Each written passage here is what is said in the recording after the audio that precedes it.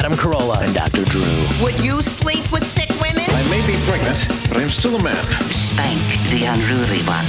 It's indecent, it's vulgar, it's blasphemous. I'm gonna ride you till you can't stand up. Come on, let's go down. All right, keep your shirt on.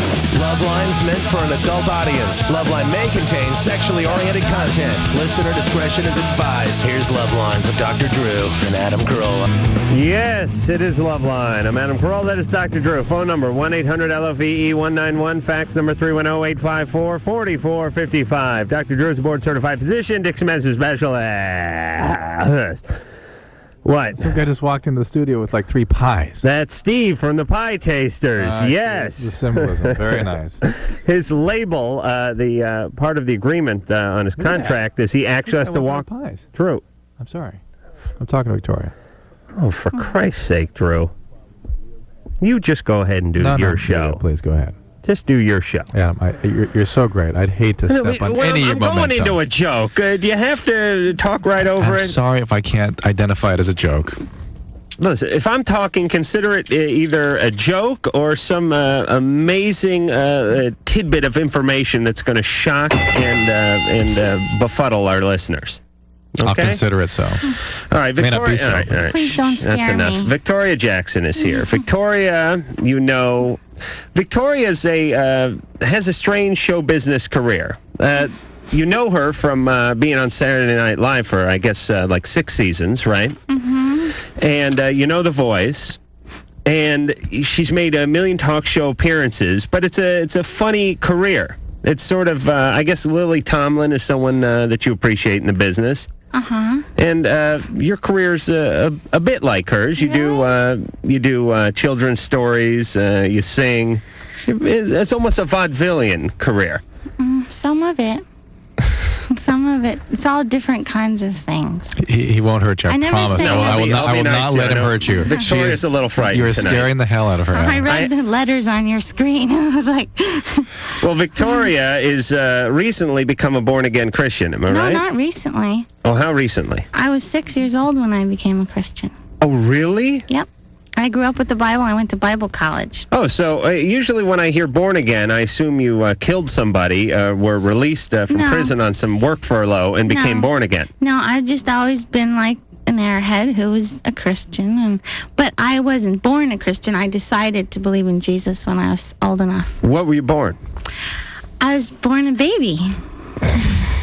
This is going to be a tough interview, Drew. Just neutral, just nothing. I didn't know anything. What were your parents born? We'll go back. Oh, they were raised Episcopal and Lutheran. But how did you stumble on to being a Christian at age 6? Because they took me to Baptist church every week.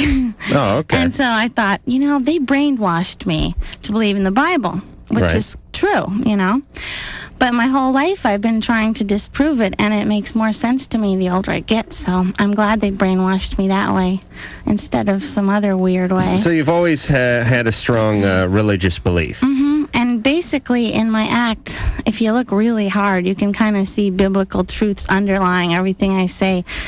But you're wearing a French maid's outfit and doing a handstand, aren't you? Yeah, a mini skirt. You really got to look hard to find the religion in that. You're mostly looking at panties and stuff, aren't you? No, go figure.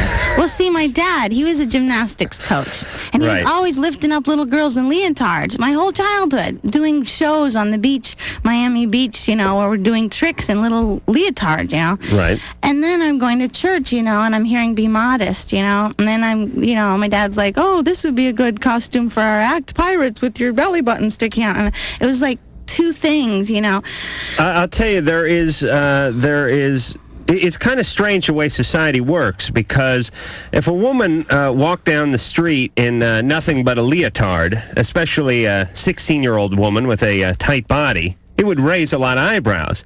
Yet, if it's in a gym, it's in a gym, and we'll cover it. That's where I got the idea throughout the world on the Olympics. That's where I got the idea for my act. Because when I came to LA, all the blondes were prettier and had better bodies and everything. And I was trying to get on a TV show because I thought that'd be really good money for having fun. And so I thought, I tried to perform at the Comedy Store, and I did Edith Ann, what Lily Tomlin wrote. Right. Because I was so stupid and naive. I didn't know you had to make up your own act. Edith Ann is her famous little girl character. My name's Edith Ann. I'm 5.5 years old. I never asked to be born. If I did, Mama would have said no. Wow. I have a dog. His name is Buster. Sometimes I drink out of Buster's. Hold on. Let me do the phone operator.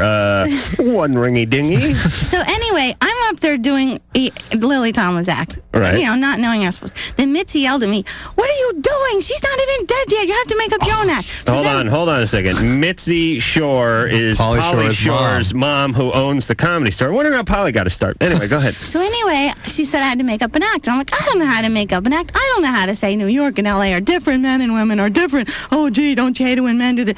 So I thought, well, what if I said my poems...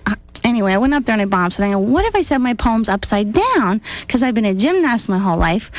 I'll take the gymnastic tricks out of the gym into society, because I've been doing handstands on a beam that's 4 inches for 18 years, but no one's ever done it on a fire hydrant, and no one's ever done it, you know. So that's how I thought of the act, just what you said. Right. I did a handstand once on a fire hydrant, but I was drunk, and it's because I didn't know how to operate the moped.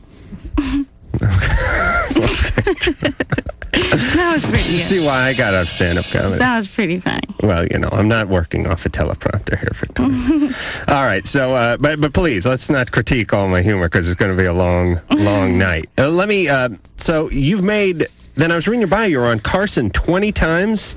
Mm-hmm. My big break was doing my handstand poetry act for Johnny Carson, and then he had me back all those times because he got like a thing going with me, like George and Gracie thing. Right, so you became sort of a regular on the show. Which is where the Saturday Night Live saw me, I think. That's why they thought of giving me an audition. And as of now, you're doing you got a CD out called The Ukulele Lady, where I'm guessing you play the ukulele. It's for kids. And sing children's songs? About Jesus? No. Why not? Well, maybe I'll do that on the third one. I have a second one, too, but maybe the third one. Yeah, why don't you do religious ukulele songs for children? Well, I don't know. My career's so weird, you know. It's like this guy once said, "Why do you sign a Bible verse on your picture when you were naked in a movie?" What movie were you naked in? Casual Sex? Only from the back. All right, But I didn't want to be. I got to rent it. They made me, and I cried through the whole scene anyway. Really? Don't say that, it'll ruin it for me. But you see, my dad said, when I was 17, he goes, "What do you want to be?" And I said, I want to be Julie Andrews in The Sound of Music and sing and dance through the mountains and get lots of money and play the ukulele," which she had a guitar. My dad goes, "That sounds like an actress." And I said, "Oh, I never thought that was a job, you know." And then he said, "If you choose that, you're going to have to compromise your Christianity and your career because they don't always go together. Like, oh, yes. If you'll do anything, you have a lot more opportunities in acting roles." And so he was right. So I had to sort of like, well, I better not do that, you know. All right, you showed a little cheek. Not that many people saw the movie anyway. There's that thing with Leah Thompson and Andrew Dice Clay came out like, it's like 10 years old now, I think. But I had some laughs, and I will rent it just to see your buns now. That was 10 years She ago. has 2 kids. All right, come on. You're really going to ruin it for me. I'm going to think about her crying with the 2 kids in her arms while I'm trying to enjoy myself. Say, Mom is your main career right now, right? All right. Yeah. Let's go to some calls, and then we'll talk more about the career and Mom and the ukulele and the Bible and all that. Trey, 26. Hi, how you doing, Adam? Good. Good. I got a question for you guys. Now, I work in a grocery store, and I like this girl as just friends, and she said that I've been giving her impressions that I want her more than just friends, but I don't know how to tell her that I'm gay and what kind of reaction I'll get from her. Why do you have to tell her, though? Because I think it's important that I need to tell her so she doesn't get the wrong impression. Why haven't you told your coworkers already? Oh, wait a minute. Why do you tell your coworkers what you're into sexually? Yeah, but it's important. I mean, he's 26. What kind of work do you do? I work in a grocery store. I mean, how long have you been there?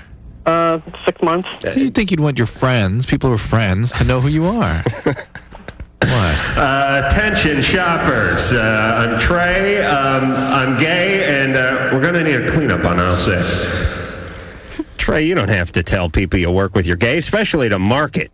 You're not going to see these people ever again.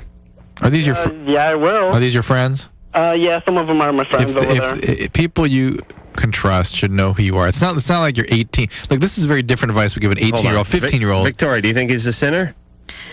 I think the Bible says that you shouldn't be gay, but it also says you shouldn't do lots of other things, and it kind of doesn't speak about gayness as much as some of the other sins. All right. So it's like a mild sin, but as long as you're sinning, might as well sin. It also says judge not. Yeah. Yes. Oh, right after it talks about the men laying with men, it says judge not. It's like the verse right after. How did Trey? you know that? Are you a Christian? He's a born-again Jew. Trey. Yeah. All right. Here's all I worry about. Here's all I'm saying. I don't know if how long you plan on working at the market. If you plan on really making a career out of it, and it's a place you're going to be for many years, then I might alert everybody or just inform everybody that I was gay.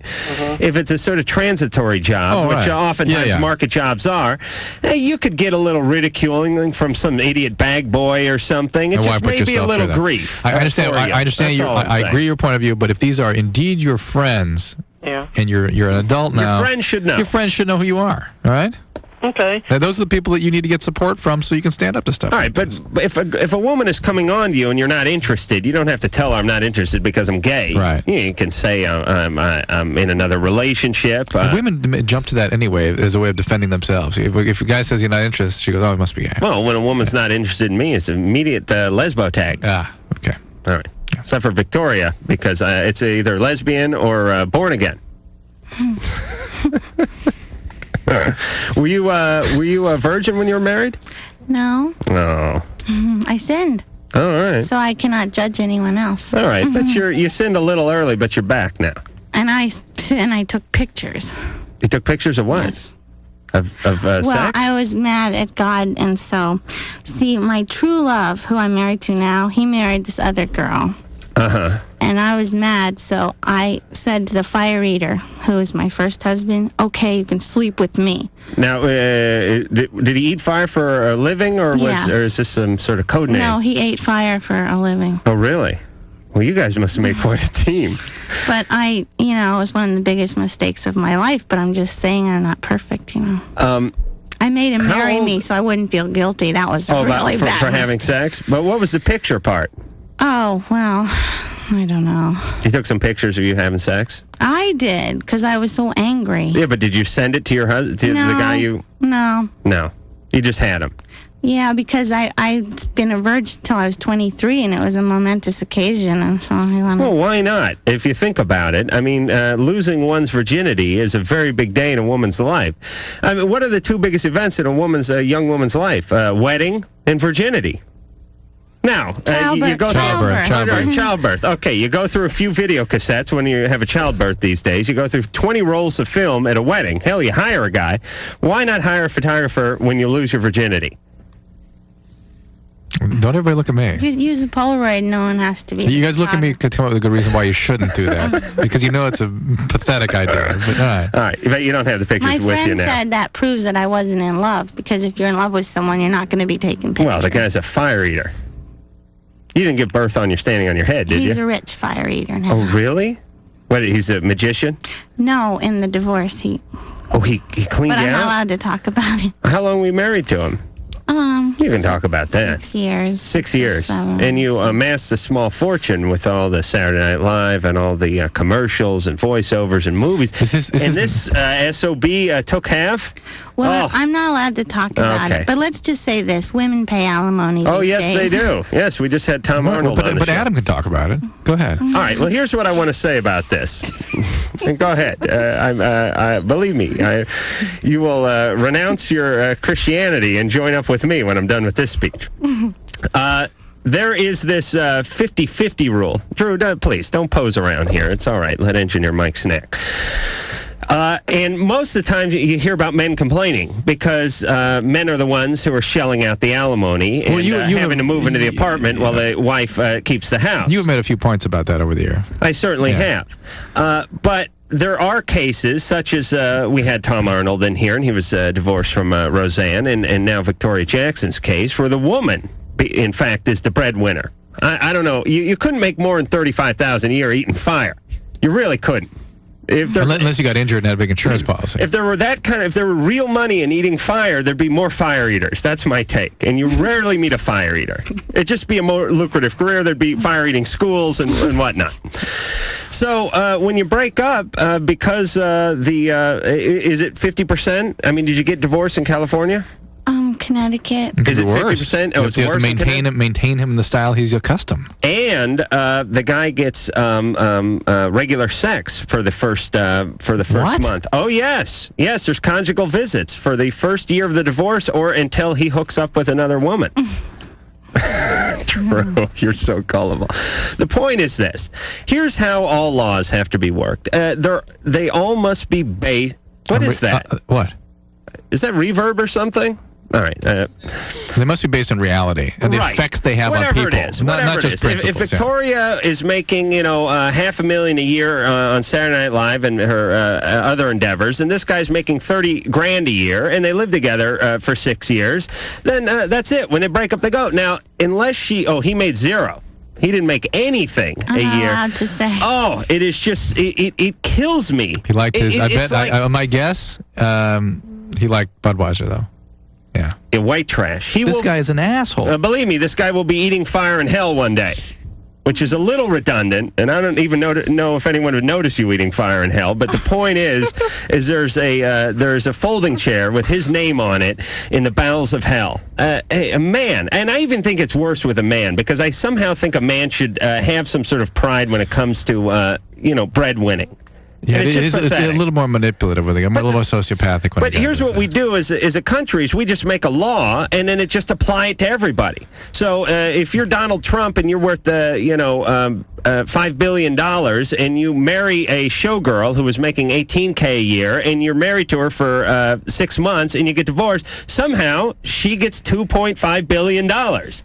I don't know where the logic in that is. No. You have to weigh each case individually. How much did he make? How long were you together? Did he put you through school or something? I mean, did he aid in your career? No, you already were established when you met him, weren't you? All right, then he gets nothing. But the deal is that the people that make the laws don't really consider the practical and pragmatic effects of the laws. Right. And they're made into an abstraction. Right, well, when I'm president. Tony, 31. Good evening. You're on with Victoria Jackson. Good evening. I got to say that she's born again, but she's got a kind of an edge to her, which I like. You guys have the fastest 2 hours in radio. There's no doubt about it. Thank you. Adam, you belong on the big screen. Dr. Drew, I've never been politically active, but if you ever ran for office, you would have my vote. Very kind. And Victoria, you're pretty good, too. Thank you. Anyway, the question is, and I think it's best suited for Dr. Drew. Yeah. In the last 10 years that I've been going out legally drinking, I've noticed my tolerance, I've had less tolerance for alcohol. And it's to the point now, when I go out and I drink, I can have 3 or 4 beers in maybe the course of 2 or 3 hours. And I come home, and either that night or the next day, I am just violently ill. Now, I know the answer to this is obviously don't drink as much or don't drink, and that's fine. But I'm wondering what might be going on inside me. Do you get a flush also before you vomit? I'm sorry? Do you develop a flush? Like, does your skin get red or hot before you vomit? No, I don't. Not really. No. Are you of an Asian descent? Yes, I am. Okay. Asians lack an enzyme in the stomach to break down alcohol called alcohol dehydrogenase, and they will commonly get a flush and vomiting from alcohol, and it actually protects against the disease of alcoholism. It's why alcoholism was so rare in Asian populations before the culture embraced drinking so thoroughly. Now people actually learn to drink past the vomiting, past the flush, and now you see alcoholism manifest. But it is your ethnic descent that gives you this genetic machinery, this enzymatic machinery that causes you to get sick this way. But you do have an enzyme in your stomach that makes you better at math, and one that makes you be able to tolerate massive amounts of opium. Am I right, Drew? I don't know about the opium thing, but math, yes. Oh, yeah.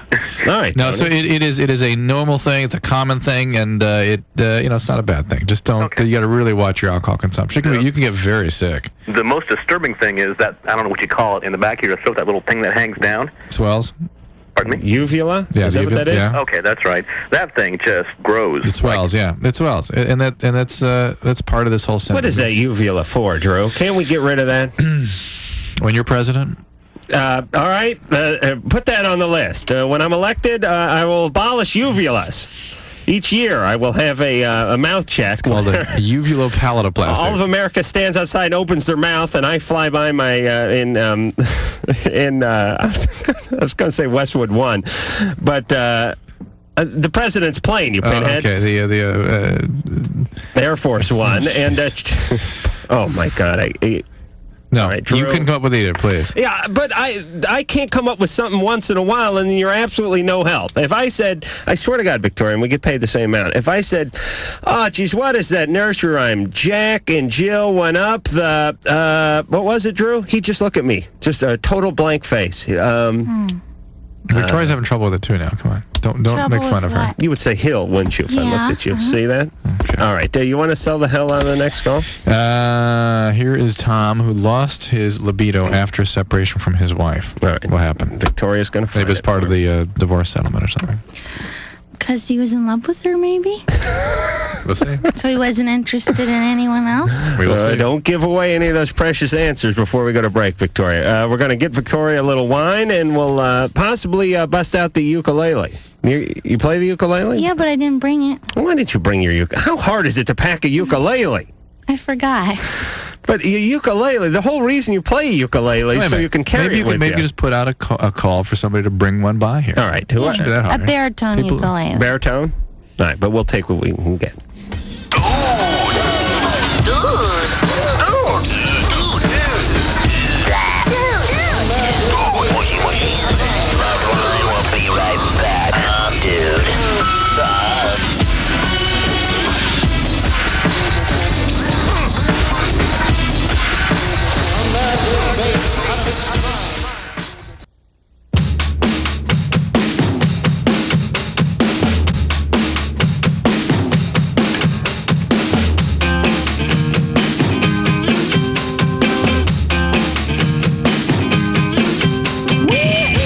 Pauly Shore, and right now you're listening to the LoveLine with Adam Carolla and Dr. Drew.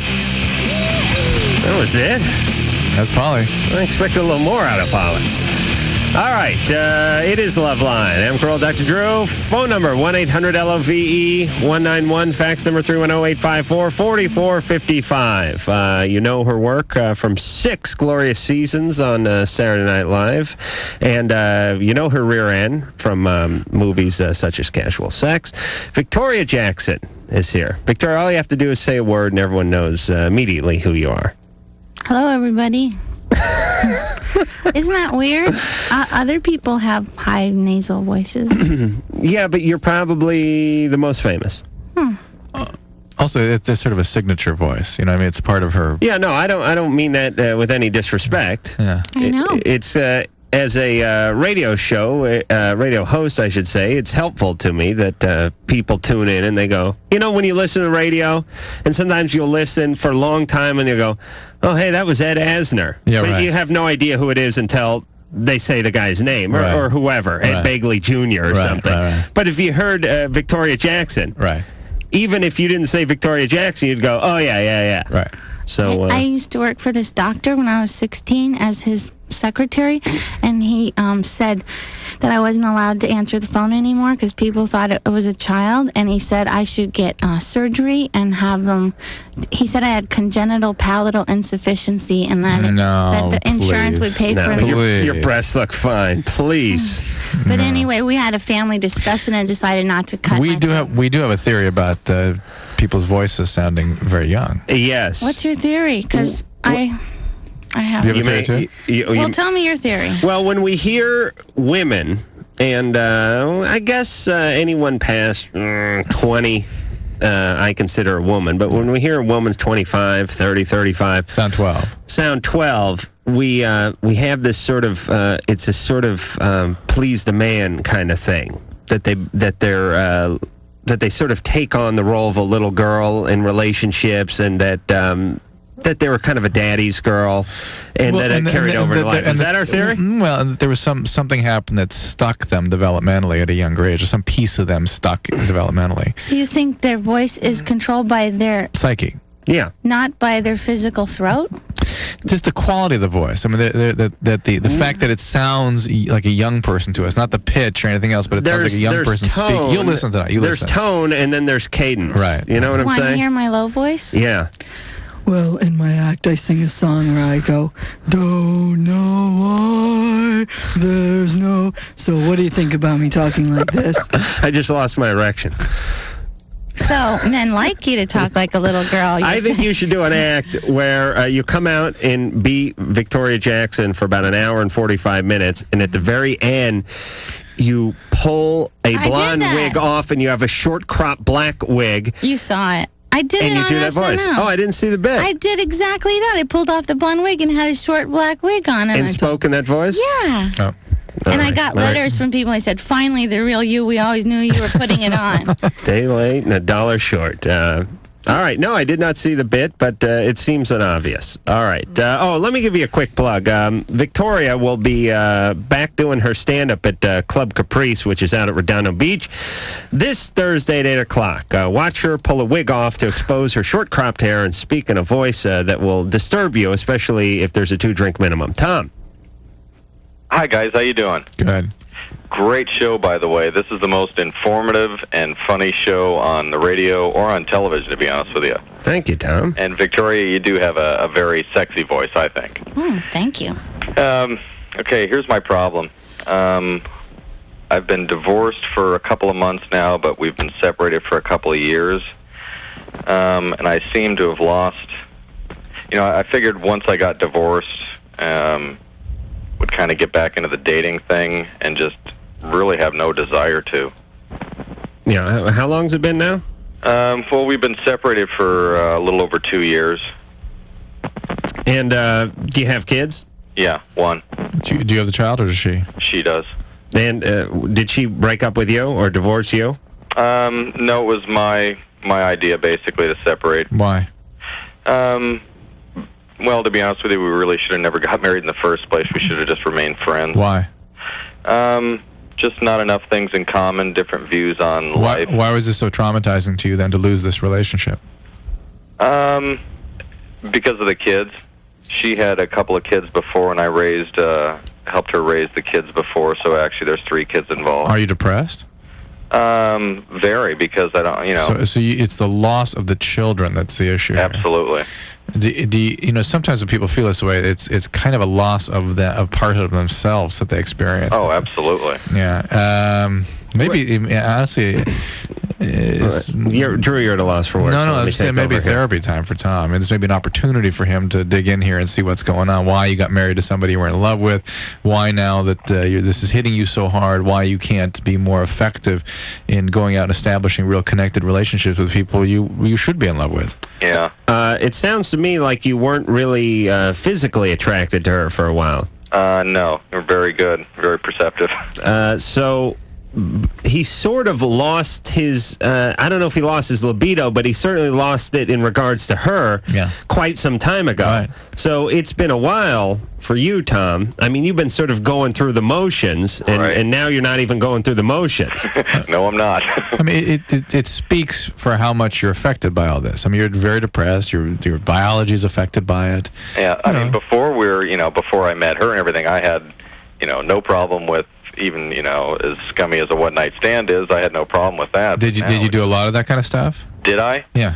Yeah, quite a bit. Yeah, I mean, you see. I mean, this is a history of a male with real intimacy problems, and somehow being around these kids triggered something in you that made you vulnerable and open, and now you lost that, and you can't deal with it. It's something is going on emotionally that is overwhelming you.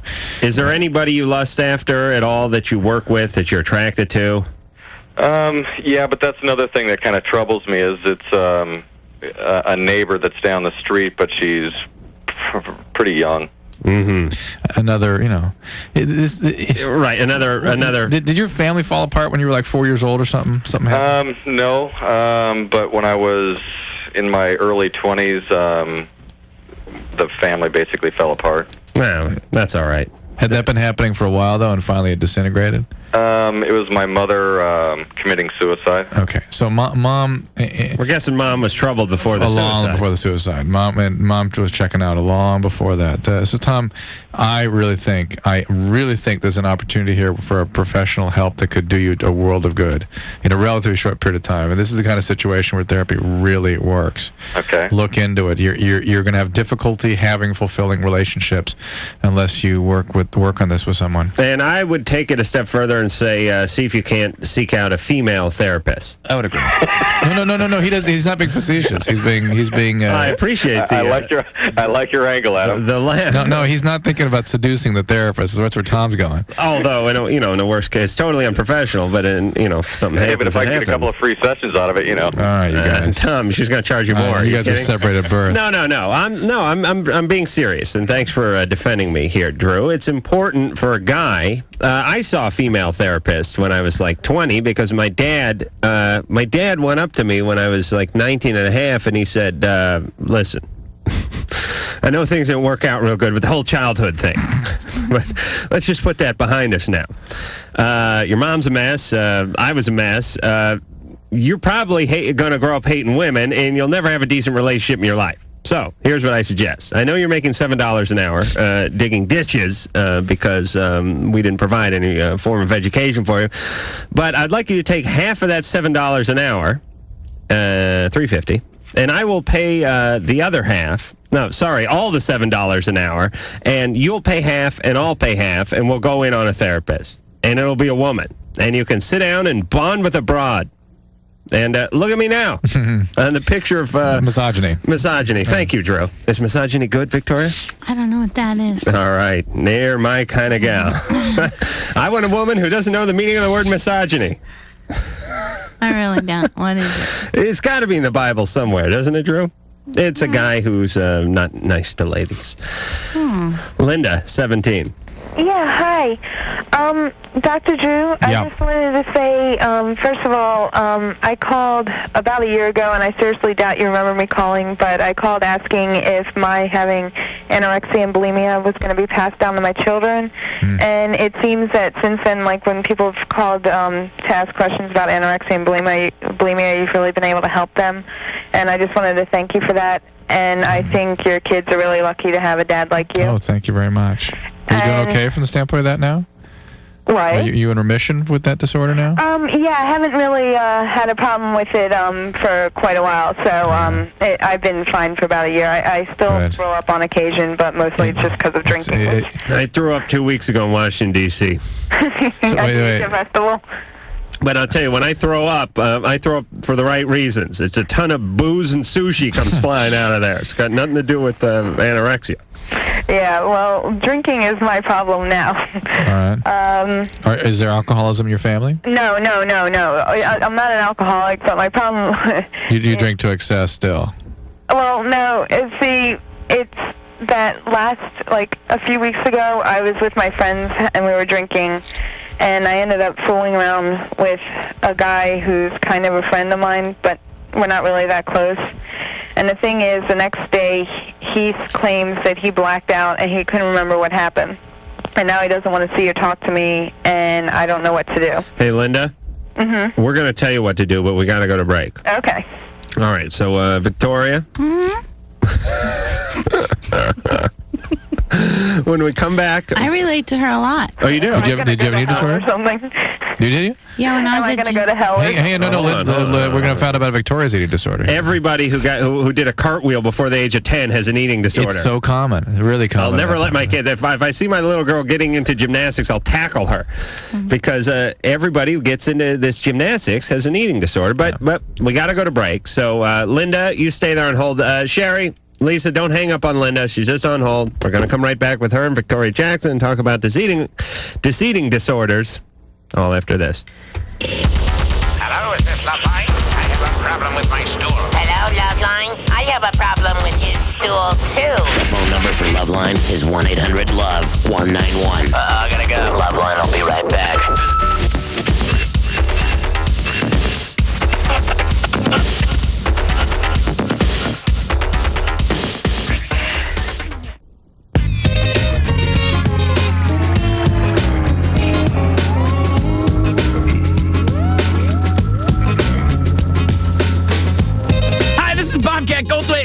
to Loveline with Adam Carolla and Dr. Drew. Can I go now? We got to get Bobcat back on the show to... I guess he's a little busy right now with the Hercules Disney film. Yes. Yeah, I saw that film. It was great. Was it great? Hysterical. How was Bobcat? Tremendous. And how did it compare to other Disney films? A total departure. Really? Total non-Disney Disney film with enough Disney to keep my kids happy.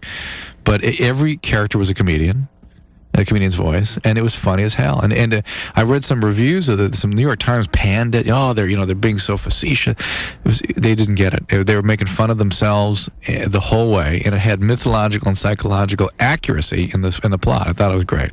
All right, so film for all ages, and we'll see if we can't get Bobcat in here soon just to pay us a visit. Victoria Jackson is here tonight. You know her from her work on films, or many appearances on The Carson Show, and, of course, Saturday Night Live for all those seasons. And you can find her at some live comedy dates doing some stand-up again.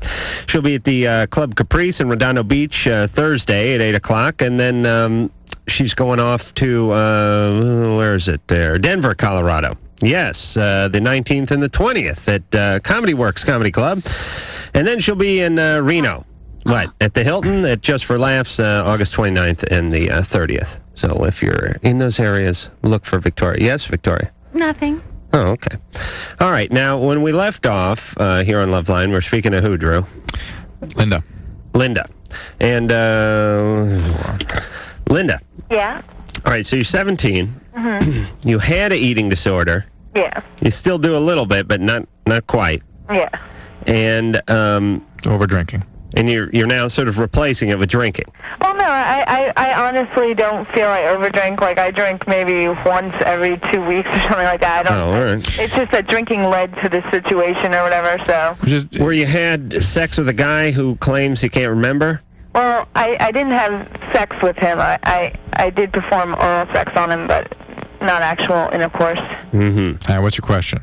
I just don't know what to do about it now. It feels like almost a role reversal thing. I mean, like, he doesn't want to talk to me or anything now, and I guess he's pretty freaked out about the whole thing. And I don't know whether or not he actually did black out, or I don't know. What were the circumstances? You're at a party. Yeah. You're both drinking. Yeah. He slipped away somewhere?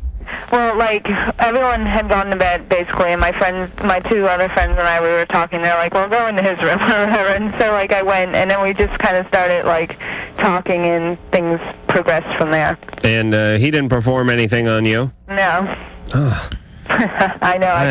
I swear to God, I want to kill myself, be reincarnated, and go through high school again, because I was robbed. Completely. There was no oral sex for me in high school. Hey, I'm one of the few women out there that actually enjoys performing oral sex. No, really? Yeah. I didn't hear what Ann said. All right, Victoria. What? Now, we're talking about eating disorders, which is something you said you knew about, and something we suspected because you're in gymnastics for all those years. Yeah. And it's very common. Yeah. I was that. Did you have an eating disorder? Mm-hmm. Is it under control now? Oh, yeah. How long did it... Well, I didn't want to be presumptuous. How long did it take you to get under control? And when did it start? I just replaced it with other bad things. How old were you when it started? Probably like 16, 17. Mm-hmm. And what was it about? Was it about keeping your weight down for gymnastics, or so that men would accept you, or something like that? Well, men and gymnastics are two different things. I thought it was for the gymnastics because I got a scholarship, and I thought if I was fat, I wouldn't get the scholarship to this college. Right. And I wouldn't win any more meets or anything. And my dad kept saying, you're too fat all the time, because he was my coach. But I don't know. I also felt like I wasn't pretty enough like every other girl, and I was flat-chested, you know. Mm-hmm. And I thought my voice was high because I never developed, like, till I was 20-something. Yeah, but your voice is more than just your voice. Like I said, it's the rhythm, and it's the cadence, and it has that little girl pattern to it. Not a criticism, just an observation. Anyway, don't talk about me. Talk about her. Heal her. Well, we're healing her through you and your pain. Well, there's the idea of the show is we try to explain that people are people. Right, and, that we all share these same kinds of celebrities or people with just a lot of money and sometimes an alcohol problem. But they're still people. You know what I'm saying? They're the same. We're all the same. Right. So anyway, Linda, you got a little tipsy. You gave the guy oral sex, and he's claiming he doesn't remember. Yeah. And you want to have a relationship with this guy. Is that the deal? No, honestly, I don't. Then forget it. Well, what do you want? He'll be fine. Well, I don't know. I mean, because we were kind of friends, and I mean, I feel kind of bad. I don't want him to think like I took advantage of. No. He just feels uncomfortable. He doesn't know how to approach you. You're thinking like a woman. Think like a man for 2 seconds. Okay? Because you're thinking how a woman would feel in this situation. The guy, he's manipulating in some way. No, he's not. They were friends. They had a few drinks. This oral thing went down. He may not have been very attracted to her. Now he feels a little uncomfortable around her. But she's led him to believe that he's somehow been taken advantage of, and he's outraged that this terrible thing befell him when she took advantage of him when he was intoxicated. She's projecting that. He hasn't said that. That's the point. He'll be fine. But she really needs to look into her stuff here. Yeah, she has an eating disorder and a penis disorder. Well, and she is using alcohol as a way of managing her feelings when she's in a social situation. She's not drinking that much. I'm not saying she's alcoholic. I'm just saying she feels bad about herself. All right. Victoria? What? Anything you'd like to add before we move on? You don't have to. I'm just putting it out there. So many thoughts flashing through my head. Okay, well, if one pops out your mouth. I'm trying not to let everything pop out of my mouth because my personality, I would wake up and read my life story in the paper tomorrow. Oh, it's all right. We're living in a day and age where Hollywood accepts the little idiosyncrasies of the stars. Why do people always want to tell everyone their intimate secrets all the time? This country does that. And it doesn't happen in the Netherlands. In England, don't they hide everything? Oh, yes. They say personal problems are personal problems. They don't tell anybody. Yeah, but then it comes out in weird ways. Yes, like they all laugh their ass off at Benny Hill reruns, and then they have these House of Parliament meetings, and some woman stands up and gets 2 seconds into a speech on tax reform, and they start shouting her down. Yeah, it's really weird. And then they go nuts following around the royal family. So it manifests. They're very reserved in many ways, but then they go like ape poop over the royal family. Yeah. Oh, and they're all ugly inbreds, if you ask me. Not all the Englanders. I mean, all the royal family people. And a lot of the Englanders. Yvette. Yes. You're 33. Yes, I am. All right. My question is, I had my tubes tied on May 14th. Englanders. And I haven't started my period yet. Haven't started your period. Did they treat you? Did you have a child in proximity to the tubes being tied? Oh yeah, on March 23rd, I had a little boy. It was cesarean. And you had your tubes tied immediately after that? Well, not till May 14th. How come the delay? What happened? Well, the hospital that I had the baby in is a Catholic hospital, and they don't believe in birth control. Interesting. That is interesting. Clinic. What do you think about that, Victoria? I believe in birth control. Oh, you do? Okay. We do too. I've had enough kids. I don't need any more. How many do you have? I have 3 biologically, and I have a stepson. Wow. And then you started menstruating again after the delivery. Right. Forever, it seemed like. You mean you had bleeding? You had abnormal bleeding? Yeah, just normal bleeding. Like, I've had 3 cesareans, so. No, stay with me here. Did you start having normal cycles before the tubes were tied? Oh, no. So you really haven't had normal periods since your pregnancy? Right. Have you been breastfeeding? Yes. That's why. Is that why? That's it. Oh, well, it didn't affect me the last 2. Well, did this time. Plus, check out, go back and see your obstetrician or gynecologist. Make sure there's not infection in the uterus or some retained products of conception or something else going on, but I doubt it. Oh, retained products of conception. Right there on the label. Victoria, how old are your beautiful children? 11 and 3. Oh, really? Mm-hmm. Do you mind me asking how old you are? 38 next month. Really? So show the pictures. Oh, you have pictures of the kids, yeah. I can't see them on the radio. Well, Adam can see them. I'll look at them. Are these the pictures of you losing your virginity? No. No. Oh, I'm not interested. Them away. Oh, I thought those were those pictures. No, I'd love to see you. What are your children's names? Well, here's my husband. Wait a minute. I didn't show you that. Who's on? Who's on their hands? Me. Is that you? I have a handstand collection. Wow, you look tight as a snare drum there. Wow, that's awesome. Here, let me explain the picture. Let me see the picture.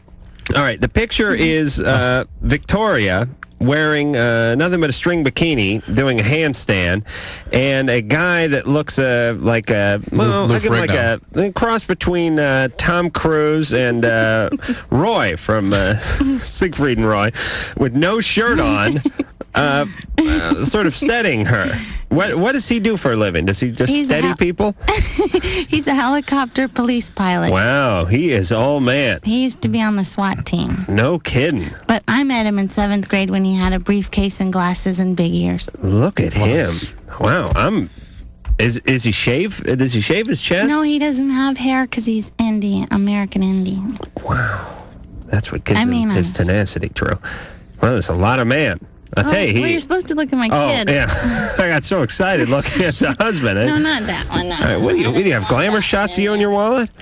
Oh, this one? Forget that. That's the little one. Oh, look at him or her. What is that? Is that a girl? This is it's darling. All the songs that I wrote are all about what you guys talk about. Really, like abortion and eating disorders and alcoholism and stuff? No, about men and women things. Oh, they're gorgeous kids. Wow. Do you say a girl and a boy? 2 girls. Oh, 2 girls. 111. I'm just doing some math here. They're really going to be good looking. Now, keep an eye on them, and don't get them into gymnastics. No. They'll have an eating disorder for sure. All right, Drew? Wow. Why don't you sell the hell out of the next call, and maybe when we come back, Victoria can do a little like a cappella or something. Okay. You can? I have a CD you could play. Do you have it with you? Yeah. Are the songs long? No. They're real short? Well, you could just tone it out like after a line. All right, no, we'll hear a little bit of that. Sure. You're playing the ukulele? No, that's a different album I forgot. Just keep the albums with you. Okay. And pack the ukulele. All right, Drew? Yeah. You going to sell that call? No. All right. I'm starting to itch. LoveLine will be right back. Dr. Drew will say something brilliant, but no one will hear him because Adam will be making funny noises.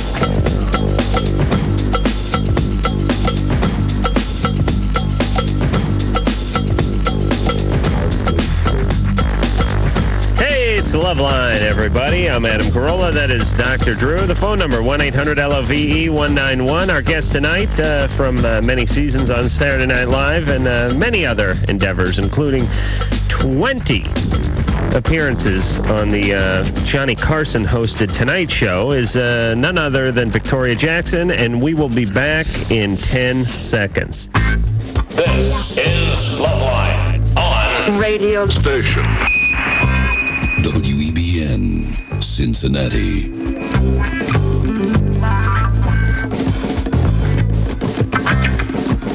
To go to, and then you look at it, and then you know. Right. Yeah, Wise Drew, write the numbers down.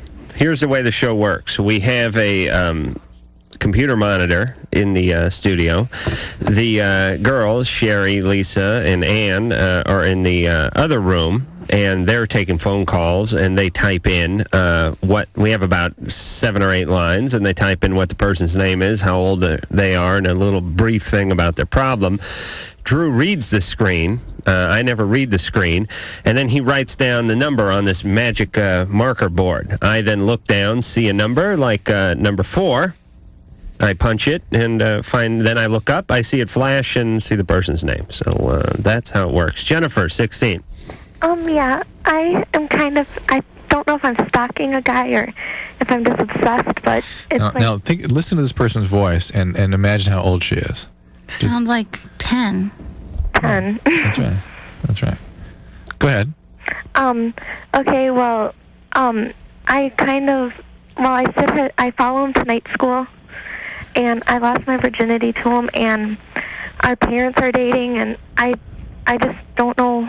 I still want to go back to him, and I called the cops on him, and... Why'd you call the cops on him? Because, okay, I jog every night, and I was jogging, and I had just broken up with him about a week ago, and he told me that he still wanted, to have a relationship, and he ended up coming up to my street with baseball bats, and they just were calling me nasty names, and I ended up going home, calling the cops because I had got obscene messages. Hold on, Jennifer? Yeah. We're gambling. Hold on a second. Get some money out. Your wallet's already out. They really are gambling. You got $1 in there? What are you gambling? Wow, look at you. What? Just traveling. Show business I'm traveling. Can you lend me $1, Victoria? Yeah, here you go. I'll tell you what I'll do. I'll lend you $1. Let Victoria. No, Victoria lend me $1, and I'll plug her stand-up dates a couple of more times before the night is over. I mean, it's $1. It's a national show, right? That sounds fair. All right, get $1 out for yourself too. What am I betting on? Don't worry about it. I never bet before in my whole life. The Bible says it's good. Isn't there something about at least parimutuel betting? Isn't there, Drew? I don't think so. No. Okay. Here's the situation. Jennifer's 16.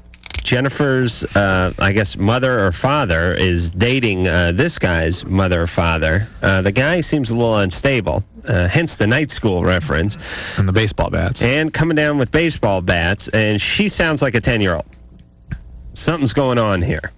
And we're going to get to the bottom of it by gambling on her past, Victoria. Maybe she needs her dad back. Where's her dad? What happened? Yes. Girls What never happened? have a dad when they're promiscuous. Yes, we agree. Okay. We agree. All right. Dad is not on the scene. Mm-hmm. What happened to Dad? What happened to Dad? What did Dad do to her? Oh, he probably just got divorced. I don't think he molested He just her. disappeared. Disappeared. She needs love from a man. Good All bet. right, so that's Dad was a solid bet. Very solid. Dad was out of the picture early on. Okay. I'm going to go with Dad stayed around a little longer and was abusive. What way? Sexually or physically? I don't think that's as common as everyone. I know, but I'm really listen going to for the the show for a couple of weeks and you begin to get a real sense of it. It's such a stretch to go sexually. I'll go verbally abusive. There you go. Okay. Dad, alcoholic, physically abusive. Oh, okay. That's good. And left and is not available Now, anymore. where is she? Line 4? Yeah. Okay. Jennifer, Yeah? you're 16. Yeah. Where's Dad? He lives in a different city. And when did he move to that city? How old were you? Like, maybe 2. And do you see him much? Mm-mm. No. What was it like when he was around? I don't know. You don't remember. Did your mom ever talk about it? Uh-uh. Do you know what kind of person he was? Well, I see him maybe twice a year, but, he's always nice now. Now he's nice. And has your mother bring men around? Yeah. What have they been like?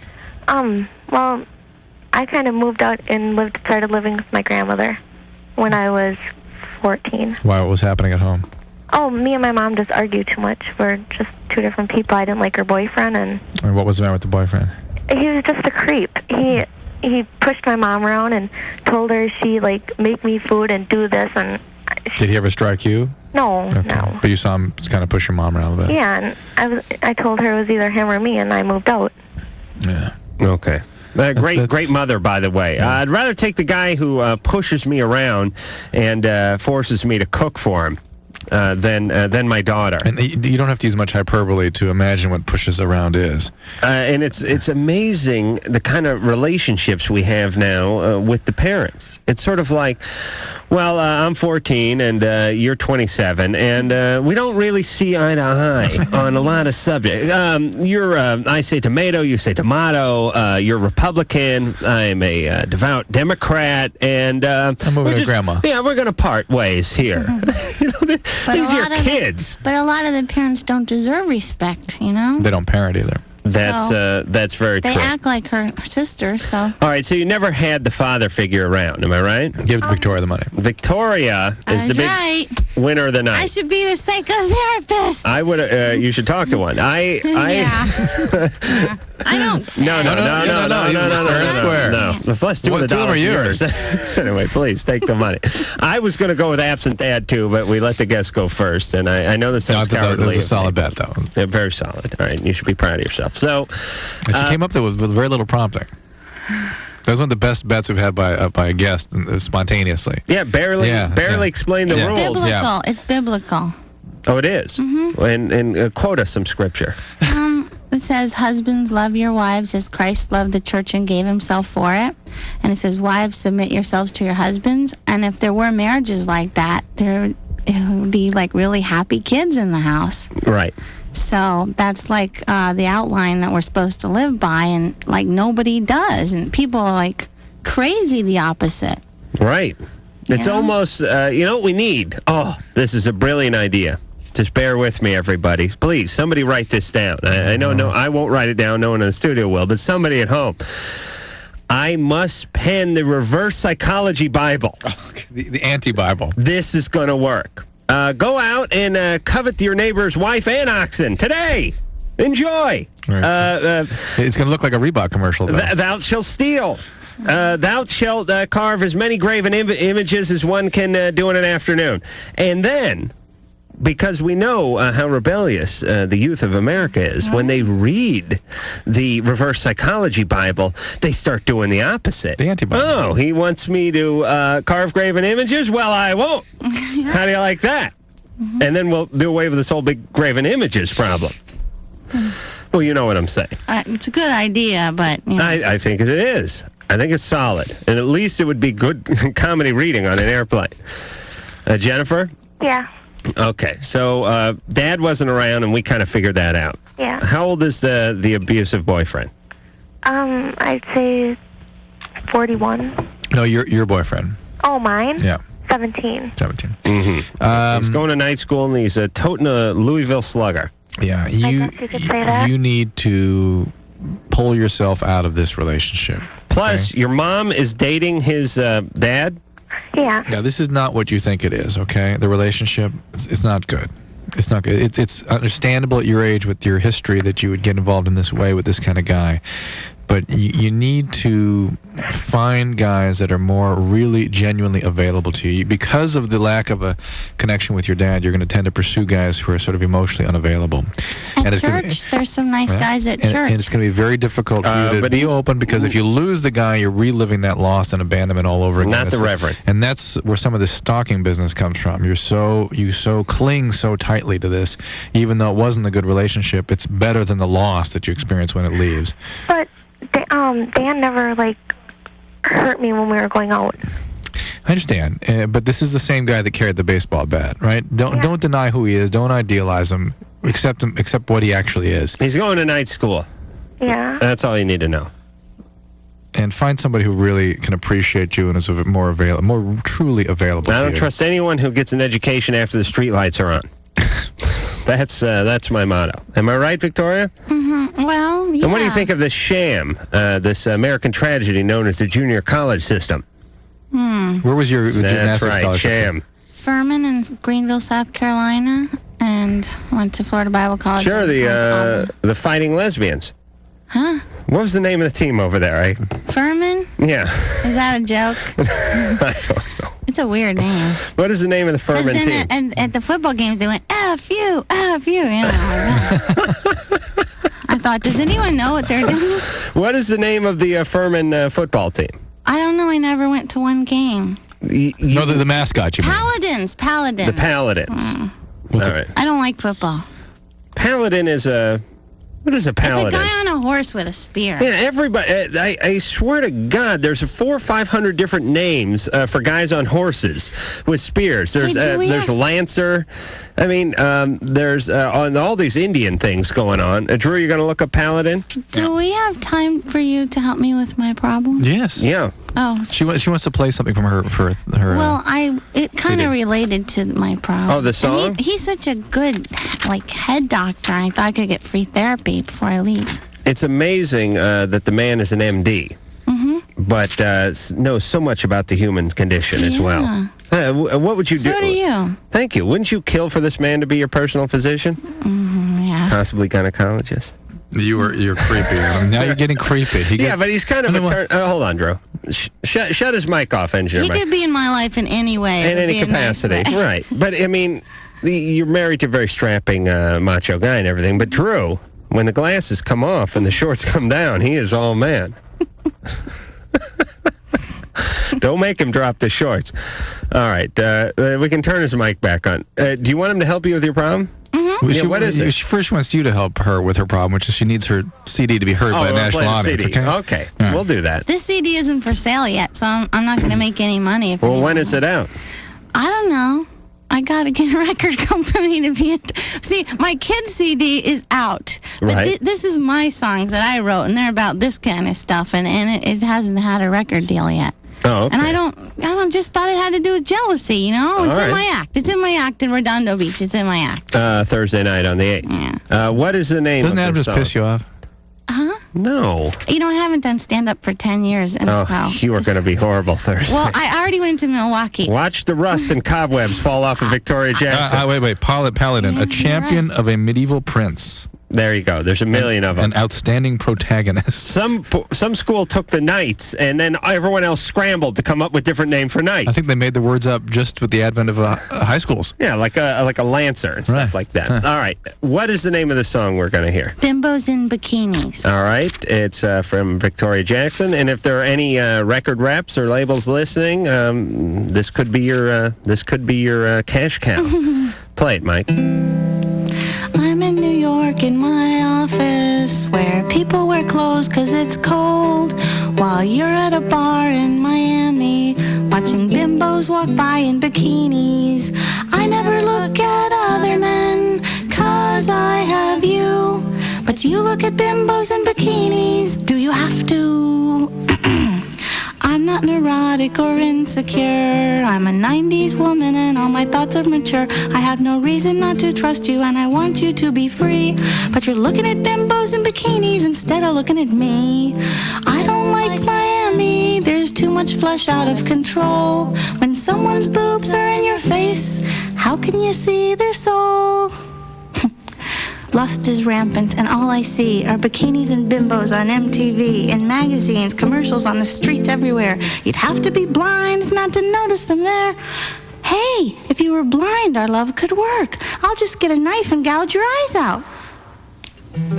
But I don't want you to be blind, 'cause then you couldn't see me. So I guess I'll just have to work out at a gym real hard and buy a bikini. I'll buy a bikini. I'll wear a bikini. So that's it. Goodbye. Oh. If that does not capture the young woman's plight here in the 90s, I don't know what song does. Right. Screw this Alanis Morissette. It's Victoria Jackson who has her finger on the pulse of America. It's like Tiny and Striper. All mixed, Tiny Tim, I should say, and Striper, forming one high-powered religious ukulele playing band. Wow. You see what I mean about the religious influence underlying that thing? Yeah, but you know... With the soul line about the soul. But you're using... Because we're taught in the Bible to look at people as a soul, not their sexuality. You look at your mate as their sexual thing, and you do everything with them. Look, a point that we have made on this show is that women have been sold a bill of goods in this country, that somehow they're supposed to have a male sexuality. The way they experience their sexuality is supposed to be the way men do it. And your confusion about why a man would look at a bikini is because you're a woman. Why am... No, I know why. I look at them, too, and I go, wow, how did your body get like this? So beautiful. I think that, too, and I have lustful thoughts, too. But it's so unequal because women don't get turned on by physically looking as much as a man. That's right. So, therefore, if we go to the pool, my husband's lusting and I'm not. And there's so many naked women in our country today and on TV every 5 seconds. And, like, how are we supposed to walk in the living room in our new bikini underwear when we're competing with the Victoria's Secret girl on TV? And let me tell you, I don't want to make you any Who would more he wanna secure look at? than you already are, but your husband's got the package, too. I mean, he could score. But not that he would. okay. Not that he would, but I mean, the guy's got the Indian blood. That is and the point. Is that fulfillment comes through the intimate relationship, not through the acting on the physical impulse, and that if women are really in the power position with this. If they required men to behave in a more civilized way, women would be back in control of relationships, and relationships would be more stable. Because women don't need to act the way men do, and they don't feel good when they do. All right. Are we done preaching, That Drew? did not answer my question. What is your question? How do you get over your jealousy? How are we supposed to go to the pool and me not be uncomfortable when a babe walks by him in a thong and he's like enjoying it? And how am I supposed to just go, oh, isn't she beautiful, He shouldn't. honey? He shouldn't. He's supposed to pretend he's not. Not pretend, but it shouldn't be that Big of a deal. big of a deal for him. He should be much more concerned with your feelings. He's than got to his. be a little more discreet, and you shouldn't have married a guy who looks like Mandingo.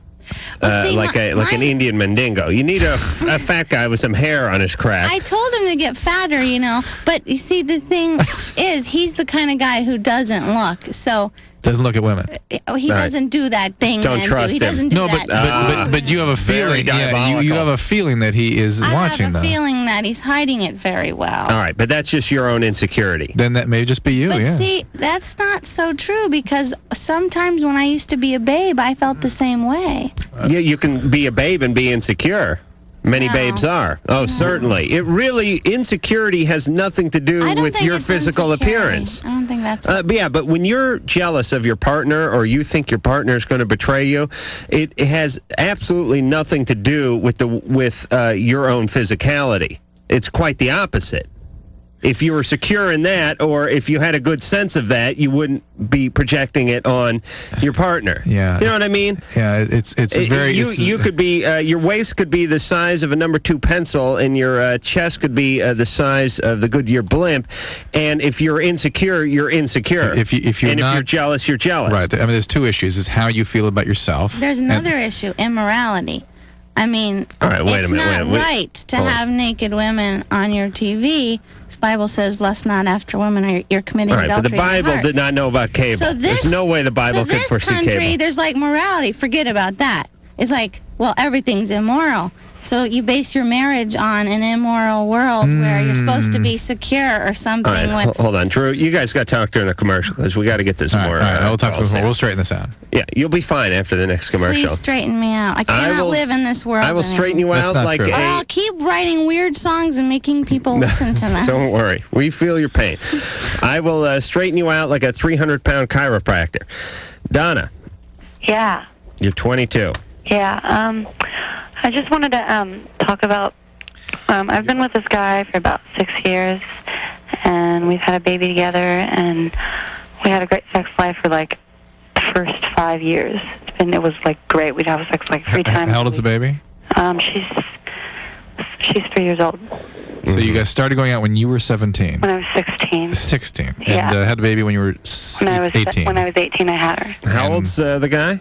He's almost 26. How old were you when you were I'm responding wait to a minute. Let me do some math here. He's almost 26, so he's about 4 years older than you. Yeah. And you met him when you were 16. He was 20. Yeah. I just got a feeling from Donna the moment she opened her mouth. How old were you when you very first had sex? He was my first. He was your first. Yes. Okay. All right, Drew. There goes that Swear feeling. to God. We believe you, baby. So what's happening now? Okay, well, we our sex life was like really good. It was always excellent, and I mean we'd have sex like 3 times a day, every day, and just it was like that for probably like the first 4.5 years, almost 5 years. Oh, still a lot of chafing.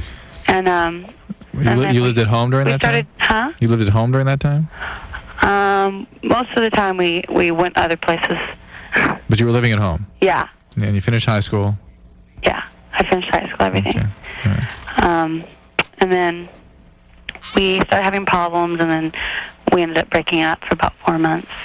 And then I was with his best friend. A couple other people. No, just Friends a of couple his. other people. Guys you And then knew. we ended up getting back together, and then our sex life hasn't been really... I mean, he complains a lot because we have sex like twice a week, and he thinks like this is like terrible. So you're not into it. I mean, it's. You're not into it. Exactly. Okay. I mean, it's not that I'm not into it. It's just you're just I'm not into it. I mean, I'm not like I used to be. Right.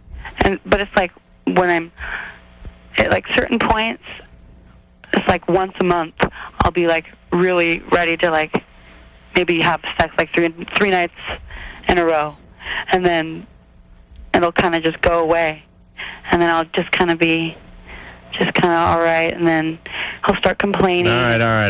This and that. Please. So I was just Hey, Donna. wondering if... Donna. Yeah. Shut up. All right, Drew. Come on. We got to go to break. Yeah. I'm not coming back and talking to Donna. I've had enough of her. Really? What's going on?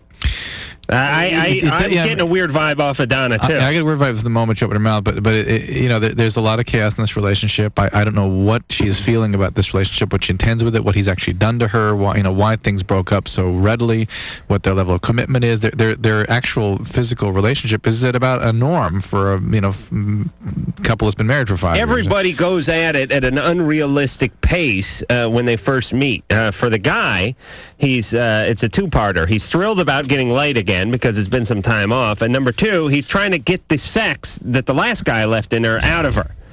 He's trying to outdo the last guy. Well, this is how guys work. But whatever it is, he's more into it than she is. You know what I'm saying, Victoria? No, I haven't been around the block. All right, but I understand. You've certainly been down to the curb, and the guy wants to get in there, and he wants to make a serious impression. And it's such a novel thing, too. So there's always more, and it always tapers down. So that is common, but there's a whole big bunch of emotional stuff going on that we'll never get out of Donna because she's too far away from her. She's too far away. Yeah. All right, so work on the emotional and the physical will come. Absolutely. It's like they say in the fighters, work the body and you'll kill the head. Yeah, sure. Okay. Yeah. What's the music about? What? Oh, the music? LoveLine will be right back.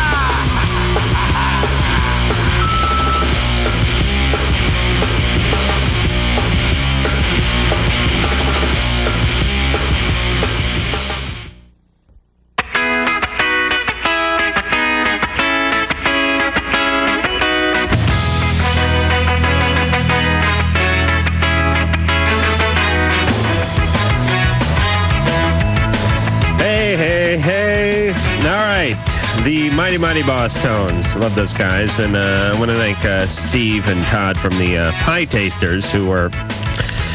These are guys who came in the studio a few months back with Dickie from the Boss Tones, and the Pie Tasters were touring with the Boss Tones, and then I went out to the Gay Steakhouse with these guys a month ago when I was in D.C., and they just were in town cutting a record tonight and going back to D.C. tomorrow, and they brought 3 pies in here. Frozen pies.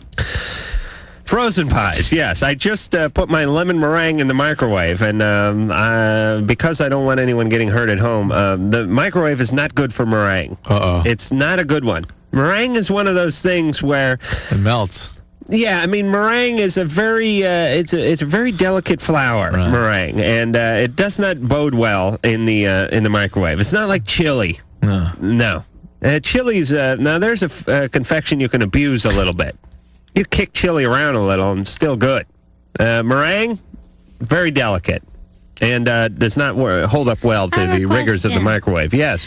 Well, when I never went to like clubs, but I've lately been in some, and how come people go there and it's totally sexual and they're they're wiggling around in the dark and they're not even embarrassed, and it's like like sex is like this drive to procreate. That's where it came from, right? For women, that's what the deal is. But not for men. No. Why do they? My dad says men want to do.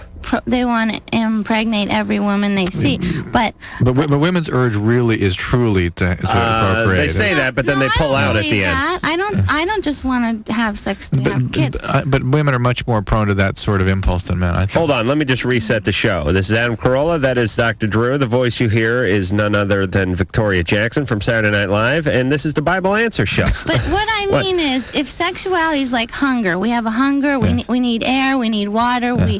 We need need food. Sex, we don't need to live, but everyone has it and wants it. I don't understand why, unless it's from when God said, he made it to be fun and everything. But my point is, when people go to these clubs and they're dancing and wiggling in front of each other, they look so stupid, and like they don't even know that they look like, please hump me, please hump. I mean, Victoria, why do it is the empty dance of the sinner that you see. But are they so stupid? I mean, what? I mean, it must be pleasurable to wiggle in front of 100,000, like in the dark in front of. It's like sexy, but why is that fun?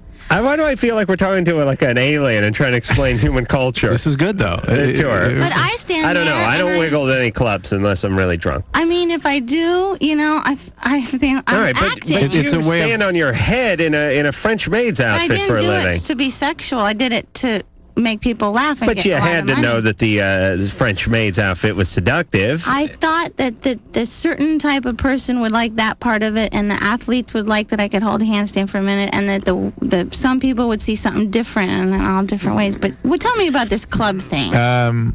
I think people need validation, and they need to feel good about themselves. Any way they can, they will do it. And to the extent that men, it gratifies men's need for sort of visual stuff, right? Women get gratified. I'll explain. Women actually enjoy dancing, and men pretend like they enjoy dancing so they can possibly get laid. Right. And you'll know it ends because a guy will be a dancing fool up until the time he gets a steady girlfriend or married, in which case you drag him kicking and screaming to the ballroom. Sure. And a guy will not. The only reason a guy goes out on a dance floor is to try to come back with something, or he'll pretend like he likes to dance. I mean, he'll say to a girl, "Would you like to dance?" And they'll go out and dance. He'll be dancing with him all night. But as soon as they get together, make a relationship, the guy's never going back to the club. You don't bring sand to the beach. If you got the woman, there's no need to go out and dance again. I don't trust a man who dances. I never dance. And why do women like to be lusted after? Because it's a power trip or something? All right. We're getting... wait. We got to get to some calls. These are valid questions. No, Victoria. Don't give me the puss. They're very valid questions. There are power issues. And also our culture tells them this is how they assert what they need. MTV tells them Yeah, it's wrong, though. It's wrong. Well, we're on MTV. We tell them what's right. We try to tell them. But, all right. I don't want to get in any trouble with MTV here, but this one thing does bother me. And we were talking to Victoria during the commercial. You're going to get us in trouble. I don't care. Victoria was telling us during the commercial, it's a great show, and it's great what you guys do, and you help people. And a lot of the listeners say, hey, you help people. And people seem to know that the show is here to help people. You're here to have a good time, but you're here to impart some important information to some people who may be in desperate need of this information. Everybody but the powers that be at MTV or the powers that be. The people that have the money, the people who are putting on the shows, the people that are producing shows, don't seem to give a rat's ass about helping anybody, and it's not even a factor. I swear to God, it's never come up. I've never heard it from any of the brass. From the upper brass. Radio or TV, let's be honest. In fact, I talked to one of the upper brass today who said to me, you're a doctor. Is that amazing? Perfect. Yeah. Here's the point. I think if it was up to the TV or the radio people, and it was either our show that got a 0.9 and another show that got a 0.92, even if the other show was called the Dancing Hitlers, they would put that on the air over this one because that's how much they care. But everyone who listens to the show and the fans of the show and the people understand why we're doing the show. And God bless them for that. All right, Melissa, you're 16. But let me stop you. I from our producers, I have heard people talk about... From our producers? Yes. Okay. Yes, our producers. Yes. All right. Melissa, 16. Hi. My problem really is... Oh, yeah. Adam, will you marry me? Yes. Thank you. Come down here. I'm in Chicago. We didn't get a ukulele, did we? Nobody came down. Come down and bring a corsage, a six-pack, and a ukulele, and we'll get married tonight. I could do that. Okay. Okay. My problem is every time I have sex, it's like so intense, and it's like I'm so into it then, but like right afterwards, like right when we're finished, it's like I'm like blown away or something. Like it's really weird. I've never had this experience. It's like so much more than an orgasm. It's like so weird. I don't know what it is. What happens? I get like really dizzy, and I don't know. It's like so hard to explain. It's like I'm floating almost. It's like. Do you lose consciousness? No. Are you disturbed? Are you crying, upset in some way? Sometimes. Like, if we got married, I'd put an end to that. There'd be no more floating orgasms. And is this the same person that this happens with? No, I've had 4 people, and 2 of them was steady, and the other 2 were just like, And you still had the explosive orgasm. Yeah. Uh-oh. Is it the orgasm, or is it just the fact that you're physically involved that you have these huge reactions? I couldn't say, just like right when we're like finished, right when he like pulls out. You have some kind of reaction. Why is he pulling out, by the way, Melissa? Because I sort of like get into it, you know, like a lot. I think it usually scares people. Is he pulling out because he's scared, or is it contraception? Or maybe just, I don't know. He's like, you can deal with that, but... Are these guys using condoms? Yeah, definitely. Oh, they are? Yeah. What went on here? How old were you when you first started having... Probably around 15. And you've had 4 partners in a year and a half. Nothing funny ever happened to you before that? No, not really. Maybe a little? What do you mean, not really? Something? What happened? Nothing really. I mean, everyone has their problems. What happened? I don't know. It's extremely important to what you're describing, Melissa. What happened? Well, like when I was like 7 or something, I couldn't really remember. My brother came home and he like came into my room and he like pulled on my underwear and, you know. Did he have sex with you? No. What did he do? Like touched me and stuff. He thought I was asleep. Uh-huh. How old was he at the time? Probably around 16. What do you think happened to him? I don't know. Well, our family is like not really that bad. Well, tell me about what is bad about it. I don't care what's not that bad. What is? Well, after that, like a couple of years, our parents got divorced. Yeah. I mean, our parents, I don't know. They what? Nothing. What? Nothing. I swear to God, nothing ever bad happened besides that. I mean, he was 16 and, I don't know, he was kind of a nerd. And I think I told my dad. First I told my brother. And then we weren't close at all. I just really needed to tell somebody. And then I told my next door neighbor. And she said that something really similar had happened to her. By him? Yeah. Mm-hmm. Okay, so he was babysitting. So he is an abuser. Something happened to him. Somebody abused him, and now he's going around abusing other kids. I really don't think so. Listen, I'm sorry. Listen, you just described that to me. You can't, it's not whether it did or it is or isn't that way. It's what happened. You just described it. Here's the deal. You can't feel up underage girls, especially in your own family, and not be an abuser. It is the act that makes you the abuser, not the mindset. You've defined it. You've defined the fact that that's what he is. It's sort of like, listen, if you kill somebody... You're a murderer. Yes. That's it. That's what defines it. But I'm not a murderer. No, it's just that one person at one time. I just killed that guy. Yeah. You know, Melissa, this is what's going on here. Now, I don't know what happened to him, and I don't know what's going on in your family to create these sorts of circumstances, but there's a lot more here than meets the eye, and you're acting out now. The best thing you could do is not have any sexual encounters at all. I suspect these are emotionally generated experiences you're having actually have sex that make you feel so overwhelmed, because the feelings probably are overwhelming. And you probably can't manage them right now. You know what I love about you, Drew? You are the emotional pry bar. You see him work her? Hey, you could be talking to the Pope. What have you been up to, Pope? Nothing. Sound like Count Pope. Drew would just keep going, and 5 minutes into it, okay, so I felt up and none.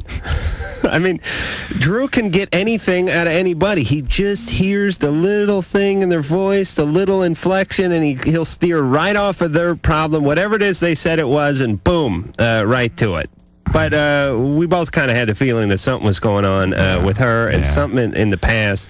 And you wonder, the family probably was very, very unhealthy, and that's what set the circumstances up for the brother to be out of the home and getting abused, and then coming back, and the chaos. Just a mess. 16 and feeling up your 7-year-old sister. Yeah, it's bad news. Yeah. That is bad news, Melissa. Please get some help if you can. Okay. But here's the deal. Running late for break. Forget about the whole orgasm thing. That's it. Forget about it. Forget about physical relationships at all. Don't have them. Look into this. You're a victim of abuse.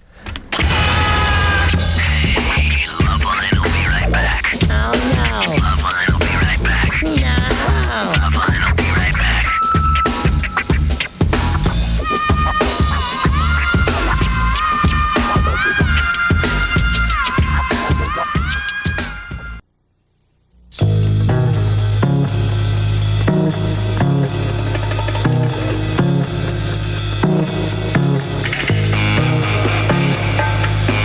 is Fiona Apple, and you're listening to LoveLine with Adam Carolla and Dr. Drew. Yes, you is. And a very strange night tonight. But good strange. Good, yeah, good strange. Good, different. Yeah. That's because we have a good guest. Yeah, but I don't even know what's good about it. Well, well, we could do it without calls. You know what I mean. You know what I mean? Just talking to Victoria would be interesting. Yeah, that's true. There, is that better? Yeah, what? Victoria Jackson is here. You know her from Saturday Night Live, all the seasons. Who was on Saturday Night Live all those seasons you're on? You're on with, like, Robert Downey Jr., right? No, I was the year after him. I was with Dennis Miller, Dana Carvey, Phil Hartman. Who? Kevin Nealon. Yes. That was my cast. And you guys were intact for the 6 years you were on, for the most part? Yeah. That was a pretty strong lineup there. And she was also in an episode of Viper. Oh, shut up. And this is it was a free trip to Canada. Tremendous cinematic effort, this Viper. How did you know TV that? show. Did you look at my bio? I read everything. I have one of your husband's pubic hairs in my wallet. I've done that much homework. They were very nice people on Viper. I know. And listen, I love any TV show where the car solves crime. We're living in a day and age. You realize that there are guys sitting around studios, TV folk. Bernie, you got an idea? Yeah. We got this souped-up car, and it solves crime. I like it. When can we get into production? And you know what? The show wasn't successful. And that's the thing that I'm dumbfounded by the fact that this car that solves crime is not as successful as that. It should be a runaway hit. Isn't it still on? I mean, Columbo worked. It's still on. Yeah, Columbo drove a car. No, Viper's not on, is it? I think so. There was, there's been, of course, Knight Rider, and then there's a show called Stingray for a while. That was the cop drove a Stingray, a Corvette. You used to watch Stingray? I went to that crazy actor's house, that Italian guy's house. I can't remember the guy's name, but he wanted me to raise something. Yeah, thank you. He wanted me to build him a cabinet. I think I told you this story, didn't I? No. All right, there's a show called Stingray that somewhere between Viper and Knight Rider, there was a show called Stingray. And again, the name of a Corvette is called a Stingray. Or I guess they used the 70s. Yeah, they don't call them Stingrays anymore, but maybe they're not. So here's the deal. I go to this actor's house. He's renting a house up in Malibu with his bimbo actress girlfriend, and he's on top of the world because he's out here doing Stingray, and he wants some cabinets built in the house. And he says to me, all right, I need like an entertainment unit. It's got to be like 24 inches deep and blah, blah, and I want it out of oak. And I said, all right, well, here's what we'll do. We'll get the 3/4 inch oak ply. It's plywood, and it's skinned with actual oak. Everything, ladies and gentlemen, that you think is made out of solid oak is made out of oak ply, but it has a solid oak face frame or bull nose on it. You take a look at a big desk. It looks like a big oak desk. It's got solid oak around it, but the top is ply because you couldn't take a big chunk of solid oak that way. It just doesn't work that way. Anyway, I said, we'll take the oak ply and we'll put the oak bullnose on it. No. Plywood, he said. I said, not plywood, oak ply, and we'll put the oak bullnose on the end. You'll never know the difference. I don't like plywood, he says. I said, it's not plywood, and you'll never know it's plywood. It'll look just like oak. No, he says. I don't like the vibration that plywood gives off. I said, oh, Jesus Christ. Crazy damn actor. Meanwhile, the guy is chain smoking when he's telling me about the plywood, that the vibration that the oak ply gives off. I said, listen, this thing is going to cost more than the Sultan of Brunei's house to build, this entertainment unit of yours, and it's going to weigh as much as a tree if we don't build it out of plywood. I will not have ply because of the vibration. You mean like with the TV on? No. The vibration. The cosmic vibration. Only in Hollywood you have guys who like practice, Tai Chi and meditation and then do a big rail of blow and smoke a pack of butts. This is Hollywood, by the way. Everyone's trying to find themselves. Worry less about the plywood and more about your underage girlfriend and your chain smoking. Okay. Yep. All right, thank you. Did you build it out of oak? I never built it. Went up there, wasted an entire day. You're a carpenter? I was, yes, like Jesus. Mm-hmm. You know what? No. I think I was a better carpenter than Jesus. I really do. I really am. Because I don't know if Jesus. I think Jesus's first aptitude was really for healing and helping and preaching, and he just got by with the carpentry. But he was God, so he could do anything. But for me, carpentry was it's my skill. It's my vocation. You've become awfully preachy in the last few months. All right, but I'm still better at carpentry than I am than talking on the radio. Yeah. Agree? Yeah, agree. Ann? No argument from Ann. All right. You gotta wake her up to ask that question. I got all these new battery-operated power tools and lathes and biscuit joiners and whatnot. He had like a rock and a pick or something. Dave. Dr. Drew. Dave. Adam. Hey. How you doing? Hey, you're 38. Yes. Anyways, about a year ago, I started having some pains in my testicle, mainly my left one. So I went to a urologist, and he sent me in for an MRI and an ultrasound. And when the test results came back, they were negative. Okay, so he put me on a prescription of Nanoproxen 500, and he said he thought it would maybe be an epididymitis that's or what a it's. hydrocele. Yes, Is it a hydrocele? Yeah. Hydrocele. And the naproxen should have helped with that potentially. It doesn't really help it. Did they ever put you on antibiotics for this? No, he didn't. And anyways, in 2 weeks, I have a 1-year checkup with him. It's been a year? I'm wondering, what kind of questions can I ask him? And it's been a year that you have having pain it's since? been 11 and a half months, let's be fair. Yeah, it's been a year. Is it constant? Pretty much, as long as I'm not on the Nanoproxen. Is it just in the testing? Yes. It doesn't get up into the No, pelvis? but I did notice that when I ejaculate, hurts it more. doesn't seem like there's as much as it used to be. Okay, but does the pain change when you ejaculate? Sometimes it gets more intense. Does the pain change when you urinate? No. Okay. What do you think, Victoria? Something's wrong with his testicle. Yeah, I'd agree. Put that on a cart, Engineer Mike, would you please? I just like the way that sounded. I think epididymitis is certainly a reasonable possibility. It can be chronic and indolent and a real pain in the neck. There are at least 2 other things that can be done for you, though, and you might want to talk to the urologist about this. One is to treat this as though it were potentially an infection. There's some medicines called quinolones that are quite effective in quinolones in terms of eradicating infection in the prostate and urogenital tract. So, man, the other thing, and this is a little more sort of oblique, is, and I've seen this at work a couple times, is sometimes it's an issue of bladder emptying and bladder function. And if you I do notice it changes with the bladder. And if you improve that, sometimes this discomfort goes away. I had a couple patients, in fact, when you put them on Hytrin, which is a medicine that improves, it's for people having large prostate primarily and bladder dysfunction. Hytrin, Hytrin. It improves the bladder's complete emptying. Off the air. All right, that's it. All right. All right, Dave. Yes. Good luck. Okay, well. Hytrin. All right. Hytrin. Good luck is. Yeah, he does sound like me.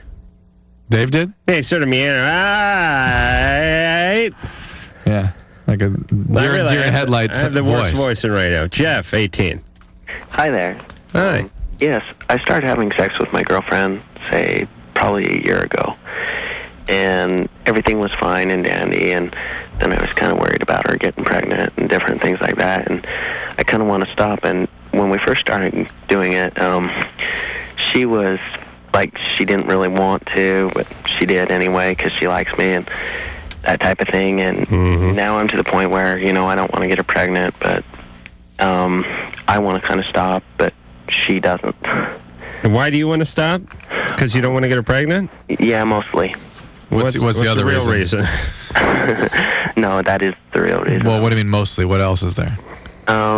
Nothing really. I think it kind of screws up our relationship. How's that? Because we only look forward to having sex. And all right, well, you take that out of the equation and you'll never look forward to anything. Right, Victoria? No, the Bible says flee fornication. Flee fornication? Yeah. So have sex and run? No, it says what he's feeling that they shouldn't, and I'll sometimes do a victory lap around the house. And then they should, get married someday and have really, really great sex. But everything the Bible says is true, and it says flee fornication. Can you flee fornication for a while, Jeff? Possibly, but she kind of doesn't let me. she would more likely seduce me than me to seduce her. Can he compromise and fornicate while he's fleeing? We've talked about it time and time again to try and work Jeff, things are you out. sure you're still in this relationship? You're into it? Am I still in this relationship? Are you still into it? Oh, yes, extremely. Really? Yeah, we've been dating for quite some time, about 2.5 years. Hold on. Maybe she thinks she can keep him if she does. Right. I think that's sort of the quality of what's going on here. I'm wondering what it is that's frightening Jeff, making him to want to stop, though. Well, unfortunately, we have to stop. We're running out of show. But Maybe he wants to be a good man. let me ask the Bible. Like my husband. Let me ask the Bible answer woman. What about masturbation? Is that cool with Jesus? I think it is cool. It's not in the Bible. Okay, so you masturbate. I think God invented it. He invented our bodies the way they are. Yeah, he would. God would have made man with shorter arms. That's right. And he should have would. No, he did screw up because I almost can't get to my penis. It's that short. Okay, but you could get to it. All right. Okay. All right, I've lost the audience. Hey, Victoria's going to be at the Club Caprice out at Redondo Beach Thursday, the 8th. Go out and see her. I had a great time. Thank you, guys. Well, we're going to come back and say bye. Okay. All right.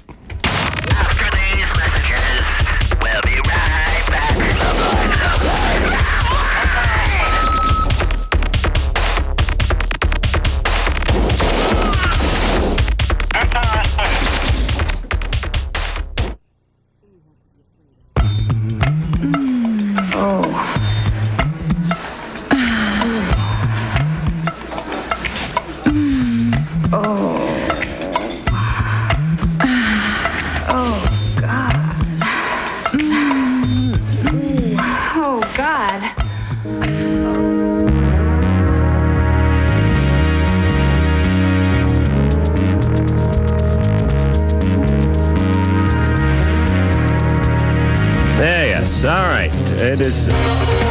What is this? I don't know. Never heard before. All right. I got new liners or breakers or duplicators or something. Victoria Jackson, everybody. The lovely, vivacious, and surprisingly deep. Surprisingly deep. Victoria Jackson. Thank you very much. Thank you so much. I had so much fun. Can I come tomorrow? Yeah, she come back. Yeah, come on back tomorrow. All right, I will. All right. Just stay here. All right. You come back with me tonight. Okay. All right. You stay away from him. Well, I have a little Bible study time over at the Corolla. I think all this jealousy stuff may be a reaction formation. What are you talking about? This has been LoveLine. The opinions expressed herein are certainly opinions, that's for sure. If you'd like a written transcript of today's program, you probably should have written it down yourself. And if you did, we'd like a copy. LoveLine producer Ann Wilkins. This broadcast was copyright 1997 Westwood One Entertainment. This music is MXPX on Tooth and Nail Records. Sit, Obo. Obo, stop dragging your butt across the carpet.